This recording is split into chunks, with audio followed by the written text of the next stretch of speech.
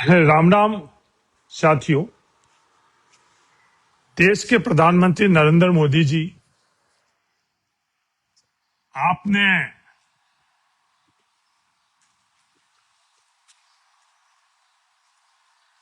Tweet किया था 29/4/2014 को, ये ट्वीट जिसमें आपने लिखा, India need a strong government, Modi does not matter, I can go back and open a tea stall, but the national can't suffer any more. Modi ji, 2014 में जो आपने ट्वीट किया,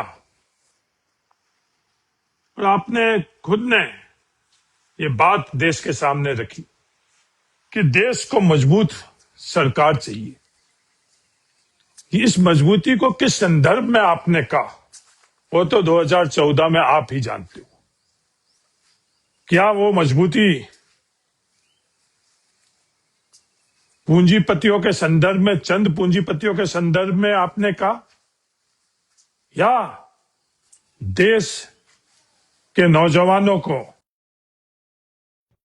के क्षेत्र में और रोजगार के क्षेत्र में एक मजबूत देश के संदर्भ में कहा? आज 2014 से आज तक का आपके सरकार के सफर में अगर आपने पूंजीपतियों के, चंद पूंजीपतियों के संदर्भ में कहा तो हाँ, आपने सच कहा। और अगर उस दिन आपने शिक्षा और रोजगार के संदर्भ में कहा तो आज देश आपसे सवाल पूछता है कि आपने उस दिन झूठ क्यों बोला। आपने ये कहा Modi does not matter. Modi ji, आप मैटर नहीं करते हो देश के लिए, ये सच्चाई है। देश के लिए सबसे ज्यादा अगर कोई मैटर करता तो देश के नौजवान, देश के विद्यार्थी, जो हमारा भविष्य है। पर आज देश को ये महसूस करवा रहे हो आप कि आप मैटर करते हो, देश के नौजवान और देश के विद्यार्थी मैटर नहीं करते। आपने इस ट्वीट में कहा कि मैं चला जाऊंगा वापस और चाय की दुकान खोल लूंगा। मोदी जी, आप तो चाय की दुकान खोल लोगे, तो इतने बड़े तादाद के अंदर जो बेरोजगार नौजवान हैं, क्या इतनी बड़ी संख्या में चाय की दुकान देश में खोल सकते हैं? नहीं खोल सकते। और क्या देश के नौजवानों को, सभी को हम लोग चाय की दुकान के और अग्रसर करना चाहते हैं, या उनको एक बेहतरीन रोजगार के तरफ अग्रसर करना चाहते हैं? और अंत में आपने कहा कि देश और ज्यादा सफर नहीं कर सकता। हाँ, आज देश और ज्यादा सफर नहीं कर सकता है मोदी जी, शैक्षणिक व्यवस्था और रोजगार के संदर्भ में। मोदी जी, आप कई, पर ये देश के विद्यार्थी, देश के नौजवान क्या चाह रहे हैं, इनको क्या चाहिए, वो आज तक आप समझ नहीं पा रहे हो। देश के नौजवान का जो केंद्र मुद्दा है वो सिर्फ बेहतरीन शिक्षा और रोजगार, और वो बेहतरीन शिक्षा और रोजगार आप ने छीन ली है। और ये मैं नहीं कह रहा हूं, ये सच्चाई है। और यही देश के नौजवान आज जब महसूस कर रहे हैं, तो एक आंदोलन के माध्यम से ये बात देश को के सामने रखने का प्रयास किया जा रहा है। और आप इसको नजरअंदाज कर रहे हो, आप इसको किसी और दिशा में डाइवर्ट करने चाह रहे हो। मोदी जी, ये देश हित नहीं है। आज देश चाह रहा है इन नौजवानों और विद्यार्थियों के संदर्भ में जो शैक्षणिक व्यवस्थाएं हम लोगों ने समाप्त कर दी है, उनकी पूर्ण स्थापना, और रोजगार के अवसर हमने समाप्त कर दिए, उनको रोजगार के अवसर को कैसे हम लोग सर्जन कर सके। शैक्षणिक संस्था के संदर्भ में मोदी जी लगातार 2014 के बाद में आपने इन शैक्षणिक संस्थाओं को सिर्फ इकलौते लक्ष्य से कैसे अयोग्य आपके आरएसएस के परिवार के लोगों को वहां बैठाकर हम लोग इस शैक्षणिक व्यवस्थाओं को समाप्त करें। तमाम विश्वविद्यालय में सिर्फ और सिर्फ इकलौती जो योग्यता थी वो थी आरएसएस के अयोग्य लोग। क्या देश के प्रधानमंत्री के तौर पर, भारत सरकार के तौर पर आपको अपने उन लोगों को उन शैक्षणिक संस्था में बैठाकर उन शैक्षणिक संस्थाओं को समाप्त करना था, या एक शैक्षणिक योग्यता वाला एक सशक्त एकेडमिशियन को बैठाकर और देश के भविष्य का निर्माण करना चाहिए था? आज जो हम लोग दिल्ली विश्वविद्यालय में अयोग्य वाइस चांसलर के मार्फत से जो ट्वीट के माध्यम से दिल्ली विश्वविद्यालय के छात्रों को चेतावनी दे रहे हो आप, प्रधानमंत्री जी, अगर दिल्ली विश्वविद्यालय के छात्र और देश के तमाम छात्र युवा अपने शैक्षणिक और रोजगार के संदर्भ में मांग नहीं करेंगे तो किसके संदर्भ में करेंगे? आज उनको अपने भविष्य की चिंता नहीं है तो और किसको है? आपके भरोसे तो उनका भविष्य पर से उनका विश्वास जब समाप्त हो रहा तो आंदोलन के माध्यम से वो बात उठा रहे। जिस लोकतांत्रिक व्यवस्था में संसद के माध्यम से उनकी आवाज उठनी चाहिए, उसके माध्यम से भरपूर प्रयास किया गया। देश का नेता, प्रतिपक्ष के नेता राहुल गांधी जी ने आगाह किया कि आपके गलत नीति और निर्णय के कारण आज देश की शैक्षणिक व्यवस्था समाप्त हो गई है और रोजगार के अवसर समाप्त हो गए, पर आपने नहीं सुना। तो अंत में कहां से, किस माध्यम से आपको देश के नौजवान और विद्यार्थी अपनी बात पहुंचाए? आप शांतिपूर्ण आंदोलन करने वाले उन विद्यार्थियों का दमन उन्हीं के परिवार के सरकारी कर्मचारी पुलिस के माध्यम से कर रहे हो। और पहली दफे नहीं, किसान आंदोलन में यह देखा गया, बाकी दूसरे आंदोलन में यह देखा गया। आपने अपने परिवार की उन मासूम बच्चे जो देश के बारे में चिंतित है, अपने भविष्य के बारे में चिंतित है और बड़ी अहिंसक तौर से अपना आंदोलन कर रहे हैं, अपनी आवाज उठा रहे हैं, उनके ऊपर आपने राष्ट्रीय सुरक्षा के नाम पर, जो आपकी हर समय गलत रणनीति रहती कि हर विषय को राष्ट्रीय सुरक्षा से जोड़ा जाए, राष्ट्रीय सुरक्षा के नाम पर उनको एनएसए जैसे कठोर कानून का हथियार लेफ्टिनेंट गवर्नर और पुलिस को सौंपा। इतिहास आपको माफ नहीं करेगा। नरेंद्र मोदी जी, वो बच्चे कौन हैं? आप उन बच्चों को जोड़ रहे हो पाकिस्तान से कि सोशल मीडिया के अकाउंट उन बच्चों के आंदोलन के वक्त में एक्टिव हुए पाकिस्तान के, विदेशी फंड, आतंकवाद। आप इस सच्चाई से क्यों मुंह मोड़ रहे हो कि वो बच्चे चाह क्या रहे? उन बच्चों में से अगर ईमानदारी से कोई भी जाकर देखे और महसूस करे तो इनमें से कोई भी बात हमें नहीं नजर आती, देश को नजर नहीं आती। उसके बावजूद आपके ये जो प्रोपेगेंडा की मशीन है वो और किसी दिशा के इन बातों को लेकर जा रही है। शैक्षणिक व्यवस्थाओं के आपने क्या हालात कर दिए। मेरे विधानसभा का रिकॉर्ड आप देख लो, लगातार जो शैक्षणिक संस्था के संदर्भ में मैं विधानसभा में बोल रहा हूं उसी को मैं आज दोहरा रहा हूं। और मैं एक छात्र आंदोलन से, छात्र संघ से निकला हुआ व्यक्ति हूं। मेरा अगर सार्वजनिक जीवन का अगर पहला प्यार कोई है तो विश्वविद्यालय और शिक्षा है, शैक्षणिक संस्थाएं। मैं लगातार विधानसभा के माध्यम से ये बात रखता आ रहा हूं, हर मंच के माध्यम से बात रखता आ रहा हूं कि हमारी शैक्षणिक व्यवस्था, विशेषकर उच्च शिक्षा, चरमरा गई है, समाप्त हो गई है। और जिस देश में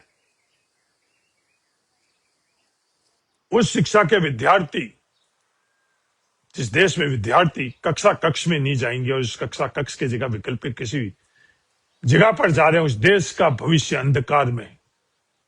ये कोई भी निष्पक्ष समझदार व्यक्ति इसका आकलन कर सकता है, ये समझ सकता है। और हमारे कॉलेजों से, हमारे विश्वविद्यालयों से लगातार उन कक्षा कक्ष से हमारे विद्यार्थी को और किसी दिशा में लेकर चले गए। मोदी जी, आपकी गलत नीति। मैं सरकार नहीं कह रहा हूं, मैं नरेंद्र मोदी जी, आप, क्योंकि संवैधानिक तौर से हर जिम्मेवारी आप खुद लेते हो, इसलिए इसकी जिम्मेवारी भी आपको लेनी ही पड़ेगी। आज विश्वविद्यालयों के हालात क्या है? सिर्फ आपने आरएसएस के को खुश करने के लिए, अयोग्य लोगों को वहां रोजगार देने के लिए, उन संस्थाओं में आपने गलत लोगों की नियुक्ति करी, जिसका ये नतीजा हुआ कि आज हमारे देश की उच्च शिक्षा की संस्था की हालात बड़ी गंभीर हो गई। जेएनयू जैसी प्रतिष्ठित विश्वविद्यालय की क्या हालात बना दी आपने। आपने दिल्ली विश्वविद्यालय के अंदर पिछले सालों के अंदर सिर्फ अपने आपको देश अपना नहीं लगा, आपको सिर्फ और सिर्फ अपना आरएसएस लगा। उसके कारण दिल्ली विश्वविद्यालय के अंदर आपने और तमाम दूसरे विश्वविद्यालय में आपने अयोग्य शिक्षक लगाए। और सिर्फ यहां नहीं, जो तमाम परीक्षा लेने वाली संस्थाएं थी उनको आपने आज किन हालातों में लेकर आ गए। सीबीएसई के अंदर आपने जो किया वो देश नहीं जानता है। सीबीएसई में आपने टेंडर के मार्फत से परीक्षा करवाने का फैसला किया। टाटा जैसी प्रतिष्ठित कंपनी को वो टेंडर मिला, पर सिर्फ आपकी इकलौता पैमाना की आरएसएस से जुड़ा हुआ व्यक्ति या संस्था ही देश में हक और अधिकार रखती है, योग्यता, हक और अधिकार नहीं रखती। सिर्फ इस सोच के कारण आपने निर्णय क्या लिया। ओएसएम मार्किंग कोएम्ट एजुटेक प्राइवेट लिमिटेड को आपने वो टेंडर दिया और देश जानता है कि आपने तमाम जो क्राइटेरिया था उस टेंडर को, उनको आपने लगातार बदल कर सिर्फ इसको कैसे मिले और इसकी कीमत सीबीएसई के विद्यार्थियों को कितनी उठानी पड़ी। नीट के संदर्भ में मोदी जी, अयोग्य लोगों को आपने उस संस्था में बैठाकर और गलत पॉलिसी और गलत निर्णय के कारण आज देश की नीट की परीक्षा की विश्वसनीयता समाप्त कर ली।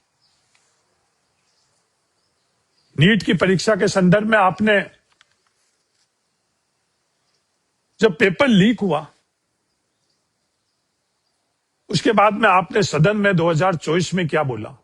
नरेंद्र मोदी जी, आपने खुद ने यह बोला कि कानून देश में है और उन कानून की सख्ती से पालना करे जाएगी। नरेंद्र मोदी जी, 2024 में आपने बोला और कल आपने वापस उसको दोहराया तो ये आप ही देश को बताओ कि उस दिन आपने बोला वो झूठ बोला था, या कल आप जो बोल रहे वो झूठ बोल रहे हैं। इन दोनों बात में से एक बात असत्य है, झूठ है नरेंद्र मोदी जी, पर ये फैसला आपको करना पड़ेगा अपने झूठ के लिए, और देश को से माफी मांगनी पड़ेगी। इन दोनों में से झूठ क्या है कि सदन के पटल के ऊपर आपने वो बात रखी थी, और ये आपने कहा कि बहुत सशक्त मजबूत कानून है, तो वो सशक्त और मजबूत नहीं थे। मोदी जी, विश्वविद्यालय के हालात क्या, आप हर बात में जवाहरलाल नेहरू जी को दोषी ठहराते हो, वो आपके प्रोपेगेंडा का एक बहुत बड़ा आधार रहता है। पर नरेंद्र मोदी जी, इन विश्वविद्यालयों के संदर्भ में अब 12 साल बाद तो कुछ जिम्मेवारी लो। विश्वविद्यालय जो पूरे देश में है 1113, उनकी हालात क्या है? उन विश्वविद्यालय के अंदर जो अपने भारत सरकार की अक्रेडिटेशन की संस्था है नेक, उस नेक में सिर्फ 37% ही उसकी योग्यता की पूर्ति करता है। बाकी तमाम विश्वविद्यालय नेक की योग्यता की पूर्ति नहीं करता। वो न्यूनतम, और वो भी कागजों तक, धरातल के अंदर ये 37% भी नहीं करता। ये आपको पता है तो देश के नौजवानों को, मेरे से ज्यादा जो आंदोलन करने वाले विद्यार्थियों और नौजवानों को पता कि उन विश्वविद्यालयों में हालात क्या है। आप कॉलेजों के संदर्भ में बात कर रहे हो तो लगभग 43,796 कॉलेज में से सिर्फ 20% ही नेक की अक्रेडिटेशन के पैमाने की पूर्ति करता। 80% कॉलेजों के अंदर क्या हालात बने हुए जो न्यूनतम, और इन 20% में भी मोदी जी, ये भी कागजों में है, धरातल में इनकी भी स्थिति बहुत गंभीर है। हम लोग लगातार किस दिशा के अंदर इनको लेकर जा रहे हैं? जो सबसे अच्छी, जिन जवाहरलाल नेहरू जी को आप लगातार कोसते हो, आपके प्रोपेगेंडा की मशीन ने हजारों करोड़ रुपए जवाहरलाल नेहरू जी और राहुल गांधी जी पर लगाई। उनकी बनाई हुई संस्था जो आज भी विश्व स्तरीय संस्था है, आईआईटी और आईएम, उनको कमजोर कैसे किया जाए इसका प्रयास आप लगातार कर रहे हो। आज भी आईआईटी के अंदर 40% जो शिक्षक है उनके पद रिक्त है।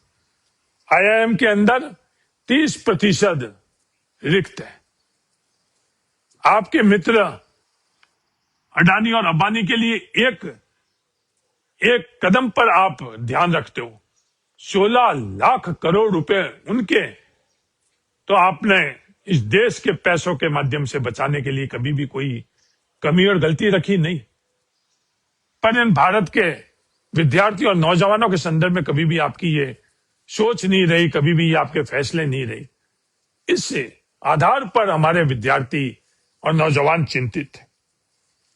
हमारी शैक्षणिक आजादी, एकेडमिक फ्रीडम के संदर्भ में मोदी जी आपने क्या हालात बना दी? आप तुलना करते हो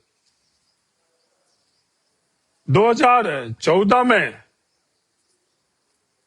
उसकी ग्रेडिंग बी ग्रेड की थी, वो आज डी ग्रेड की होगी। और वो आज महसूस भी कर रहे हैं, जो आपके ट्वीट इस पूरी कहानी को बयां कर रहे हैं, जो आपने दिल्ली विश्वविद्यालय और जेएनयू, ये स्वतंत्र संस्था है मोदी जी। विश्वविद्यालय सरकारों की नहीं होती, ऑटोनोमस बॉडी होती है। इनका अस्तित्व खत्म कर कर आपने उनके अस्तित्व भी आज आपने इन ट्वीट के माध्यम से जो सच्चाई थी उसको आज देश के सामने जाहिर कर लिया। आज 2014 में स्कोर क्या था? 0.68। आज स्कोर क्या है एकेडमिक फ्रीडम का? 0.16। कितना गुना कम हुआ? रैंक क्या है? 179 जो कुल देश है उसमें से 156। तो क्या हमारे देश के विद्यार्थी युवा चिंतित नहीं होंगे? या आपके बताए हुए प्रोपोगंडा मशीन से ही प्रभावित होकर और आंखें बंद करेंगे? मोदी जी, हमारे देश के युवा और विद्यार्थी शायद आपसे और मेरे से ज्यादा देशभक्त हैं। आपसे और मेरे से ज्यादा वो योग्यता रखते हैं और आपसे और मेरे से ज्यादा इन सच्चाई को जानते हैं।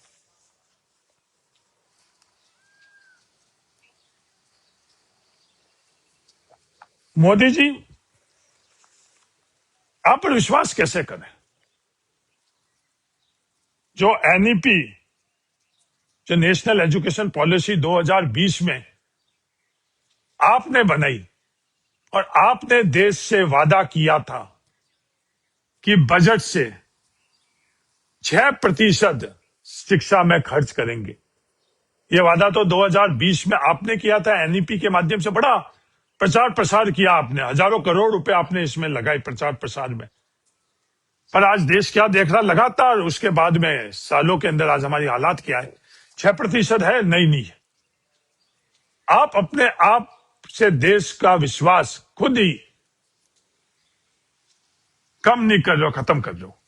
आज सिर्फ 2.5% ही लगातार औसतन हम लोगों को पिछले 3-4 वर्षों से राष्ट्रीय बजट से मिल रहा है।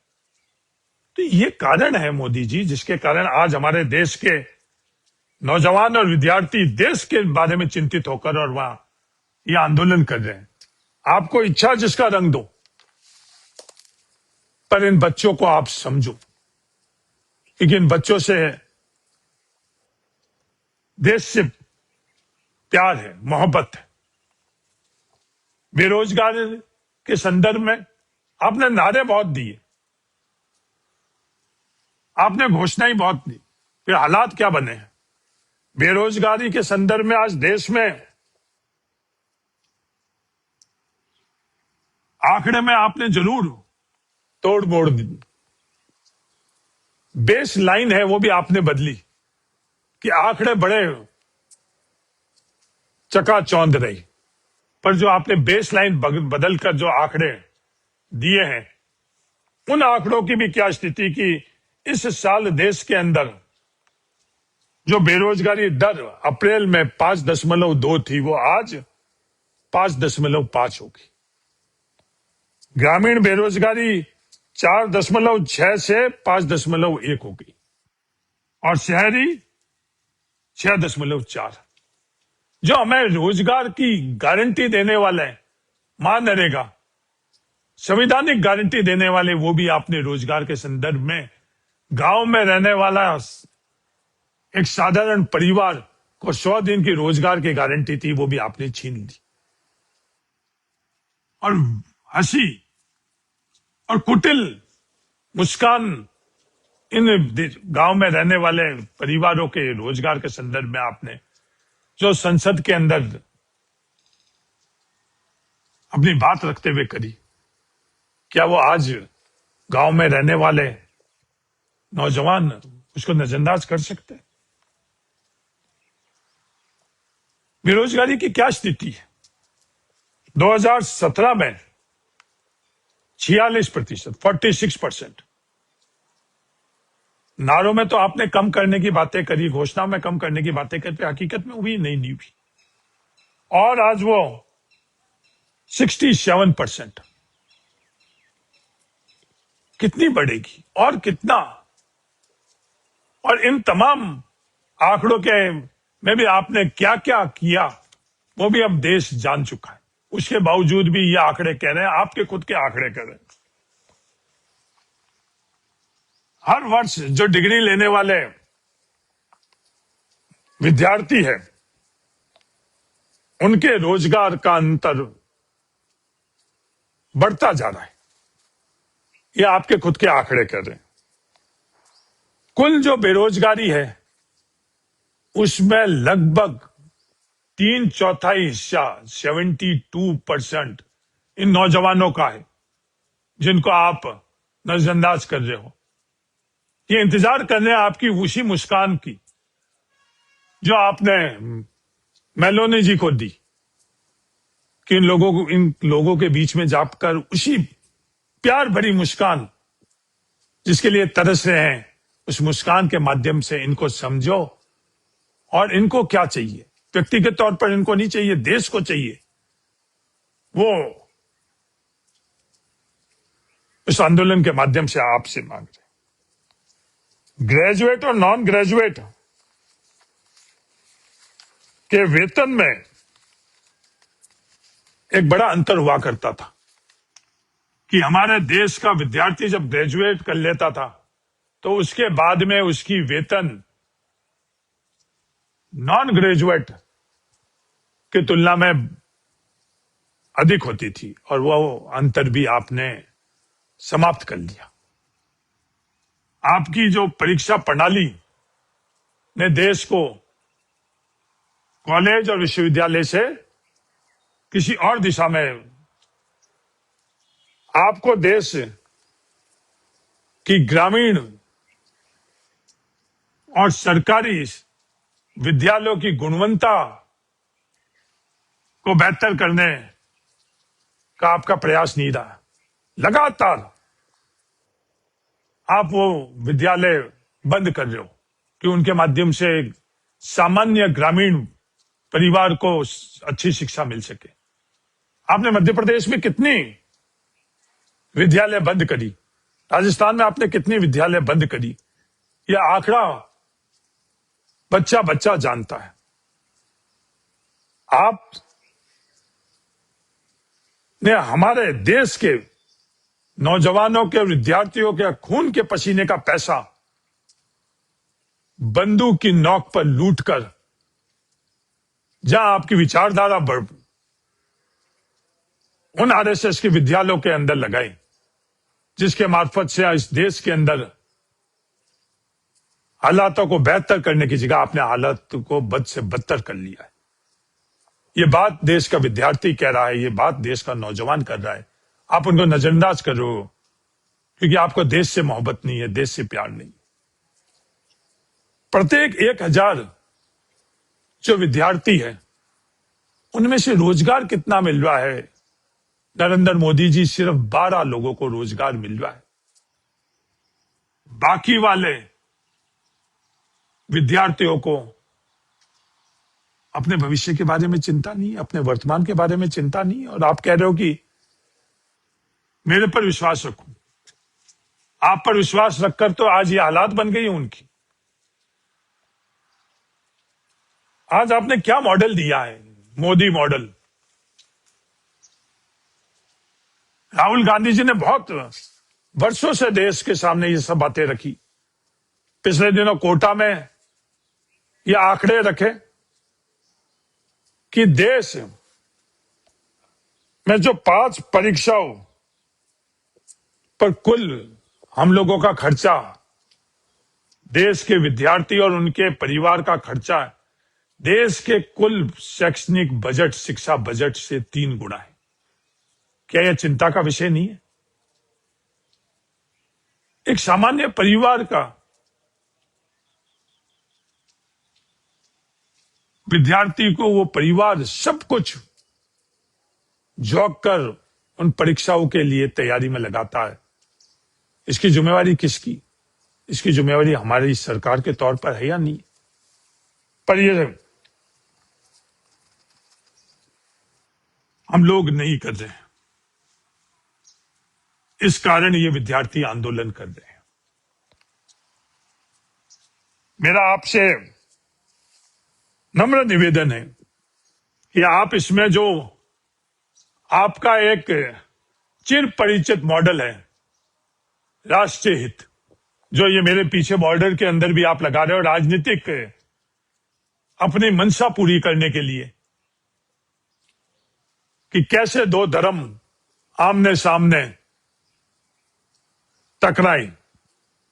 पर इन जो रेगिस्तानी, ये जो आपको पीछे रेगिस्तान दिख रहा है, यहां के लोग बहुत मजबूत हैं, नहीं टकराएंगे मोदी जी। पीढ़ियों से ये एक साथ, ये मॉडल आप इस बॉर्डर पर भी राष्ट्रीय हित का लगा रहे हो, और जो पीढ़ियों से सदियों से बने हुए हमारी धार्मिक जो जगह है उनको आप नष्ट कर रहे हो, गिरा रहे हो, और खुद स्वयं गृह मंत्री जी आकर ये करते के नेतृत्व कर रहे हैं। और यही मॉडल आप दिल्ली के अंदर है राष्ट्रीय हित के लिए एनएसए के माध्यम से लगा रहे हो। ये मॉडल नहीं लगाओ। देश ने आपको बहुत कुछ दिया, कुछ तो आप इस देश को वापस दो। तो लगातार राहुल गांधी जी हर क्षेत्र हर विषय के अंदर आगाह कर रहे हैं आपको, पर आप एक स्वास्थ्य लोकतांत्रिक परंपराओं का अनुसरण नहीं कर रहे हो, उनको सुन नहीं रहे हो। राहुल गांधी नहीं बोल रहा है, जो राहुल गांधी बोल रहे हैं वो देश बोल रहा है। कोरोना के वक्त में आपने कोरोना से देश की रक्षा के लिए क्या ऐलान किया कि थाली बजाओ। अब इस तरह का ही कोई नारा आप इन विद्यार्थियों को नहीं दे सकते हो, नरेंद्र मोदी जी इन नौजवानों को नहीं दे सकते हो। ये जागरूक शिक्षित विद्यार्थी और नौजवान हैं। आपके मंत्री जी तो कह सकते हैं एक पापड़ के ब्रांड का प्रचार प्रसार करने के लिए इसी रेगिस्तान में थोड़ा आगे बीकानेर में मंत्री जी कहते हैं भाभी जी पापड़ खा लो। पर इन विद्यार्थियों को आप ये थोड़ी कह सकते हो। ये विद्यार्थी हमारे युवा हमारे परिवार के बहुत जागरूक और योग्य है। वहां जाकर देखो, जो जैन जी है उनसे संवाद कर देखो, आपको महसूस होगा, मुझे महसूस होता है कि मेरी समझ और ज्यादा बढ़नी चाहिए, मेरी योग्यता और ज्यादा बढ़नी चाहिए। उनसे जुड़ो, उनसे समझो और महसूस करो कि क्या हम लोग गलत है। उस गलती को सिर्फ और सिर्फ 3 मांगे देश की है। धर्मेंद्र प्रधान इस्तीफा दे, और जो आपने पुलिस बल से गैर कानूनन आज ही देश को राहुल गांधी जी ने जो पैलेट बुलेट और गन प्रोहिबिटेड है, नहीं चला सकते हो नरेंद्र मोदी जी, उनको आपने हमारे परिवार के बच्चों, निहत्थे बच्चे, संवैधानिक आंदोलन करते वक्त उनके ऊपर आपने वो बंदूक चलाई। उन लोगों के खिलाफ कार्रवाई होनी चाहिए। ये संवैधानिक अधिकारों को, इन बच्चों को, युवाओं को कुचलने वालों के खिलाफ तो कार्रवाई होनी चाहिए, नहीं होनी चाहिए मोदी जी? या आपका अहंकार संविधान से ऊपर हो गया? नरेंद्र मोदी जी, आपको देश से माफी मांगनी चाहिए। किसानों को आपने 1 साल से अधिक संघर्ष करवाने के बाद में जब चुनाव एकदम ऊपर आ गए, तब आपने वो कृषि बिल, कृषि कानून को वापस लिया और माफी मांगी। इन बच्चों का 1 वर्ष आप इन आंदोलन में लगाना चाहते हो? बच्चा का एक एक दिन देश के भविष्य के निर्माण में लगना चाहिए। और आज कितने सप्ते हो गए मोदी जी, इसकी गिनती करो। आपका कल जो वीडियो था उसके संदर्भ में मैं नहीं बोलना चाहता हूं कि नीट की परीक्षा के दिन गिनने के लिए, क्योंकि आप दिन नहीं गिन रहे हो, देश के दिन नहीं गिन रहे हो। पर एक भारत के सच्चे नागरिक के तौर के ऊपर हमारे लिए देश का एक एक दिन बेशकीमती है। आज देश का विद्यार्थी भारत के भविष्य के निर्माण की जगह अपने अधिकारों के लिए संघर्ष कर रहा है। सबसे बड़ा राष्ट्रीय हित यह है कि एक एक दिन हमारे देश का हम लोग बचाकर देश के भविष्य का निर्माण करें। नारों से नहीं होंगे। 5 ट्रिलियन की इकोनॉमी, के नारे या बाकी नारे आप लगाओ, राजनीतिक मंचों के अंदर राजनीतिक तौर के ऊपर आप उसका इस्तेमाल करो। हम लोग गलत है आप सिद्ध करो, पर इस देश को गलत सिद्ध नहीं करो। कांग्रेस शील गलत है इसका प्रयास करो, पर देश के विद्यार्थी और नौजवान गलत है, इस पर देश के संसाधन और अपने पूंजीपति मित्रों का पूरा लूटा हुआ पैसा नहीं लगाओ। देश की आगे बढ़ाने के लिए ये संस्थाएं हैं, प्रशासन, पुलिस और शैक्षणिक संस्थाएं। प्रधानमंत्री